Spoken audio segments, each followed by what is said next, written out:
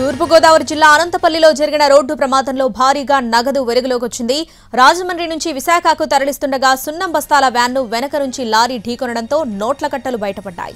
ఘటనా స్థలానికి చేరుకున్న అధికారులు డబ్బుల వ్యవహారంపై ఆరా తీశారు. 7 బాక్సుల్లో సుమారు 7 కోట్ల నగదు గుర్తించారు. ఇంత భారీ నగదు ఎవరిదనే కోణంలో దర్యాప్తు చేస్తున్నారు. ప్రమాదం జరగకపోతే భారీ నగదు గమ్యానికి చేరుకునేదని పోలీసులు భావిస్తున్నారు.